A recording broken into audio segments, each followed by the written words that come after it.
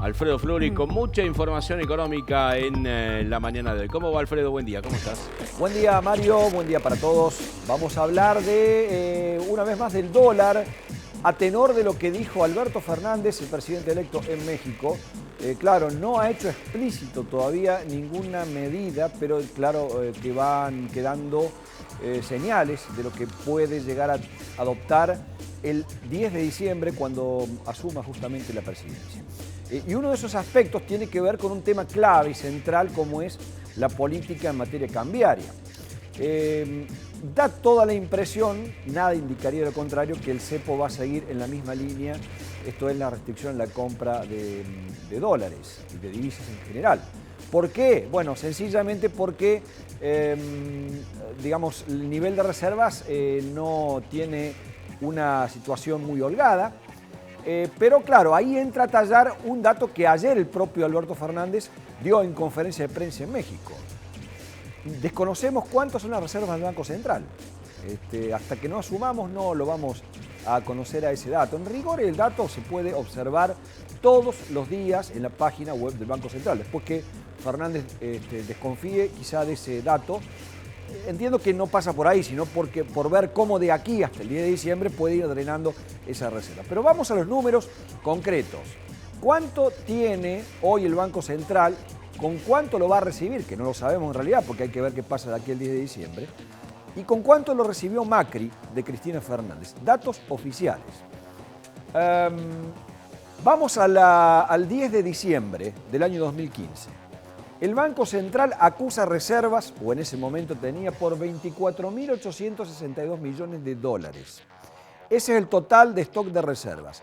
Ahora, ¿cuántas de esas reservas eran netas o de libre disponibilidad?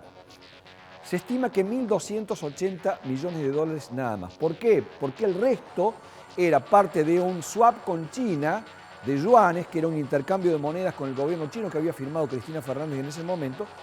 Y la mitad de ese dinero eran colocaciones de los ahorristas a plazo en los bancos, que se computa como reserva. De hecho, ahora también ocurre eso y parte del drenaje de reservas tiene que ver justamente con la salida de los depósitos en dólares de aquellos que tienen justamente colocaciones en los bancos y que desconfían del sistema financiero argentino y en general de la situación de cómo está, por eso están retirando el dinero de los bancos. Por eso digo, era muy escaso el margen con el que asume Macri, con un cepo muy duro en aquel momento respecto del dólar. Libera el tipo de cambio, bueno, el dólar se va a 16 y pico, desde los 9, casi 10 pesos el dólar que estaba en ese momento, y ya la historia posterior ya la conocemos. ¿Con cuánto va a recibir Alberto Fernández el Banco Central en materia de reservas? No lo sabemos con cuánto será el 10 de diciembre, pero sí, hasta ahora, el último dato disponible del Banco Central, 43.260 millones de dólares, de los cuales, en principio, de libre disponibilidad son 11.537. Y ese último dato no lo estimamos nosotros, sino lo hemos tomado del economista Emanuel Álvarez Agis, que ayer publicó a través de su consultora, Álvarez Agis es un hombre cercano a Alberto Fernández, datos respecto de las reservas y las de libre disponibilidad. Y ese es el valor que estima Álvarez Agis tendrá Alberto Fernández al momento de asumir el 10 de diciembre, esa cantidad de reservas. ¿Es mucho? ¿Es poco? En realidad no es poco. El problema es que con el drenaje que venía habiendo de reservas, de fuga de capitales y demás, esos 11.000 hasta hace no mucho tiempo eran en el doble y se han ido licuando de manera permanente. Por eso es que Macri apunta a fortalecer el dólar y por eso es que Fernández no lo va a tocar. El cepo va a seguir. Vamos a la siguiente, que nos da otro pantallazo respecto de cómo sigue la economía. Decíamos, el cepo no se va a tocar en principio, por esto que le comentábamos recién, pero lo que sí se está notando es una fuerte baja de tasas de interés.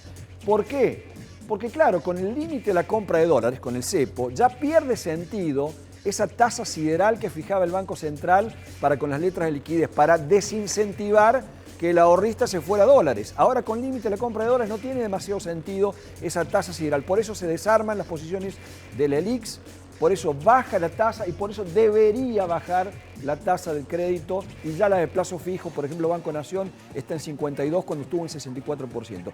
Parte entonces de la situación y cerramos con esta que tiene que ver con cómo sigue el panorama respecto del desafío pendiente, claro, que es el de la inflación, básicamente. Está muy anclada con el tema del dólar. Temas todos que deberá abordar Fernández a partir del 10 de diciembre.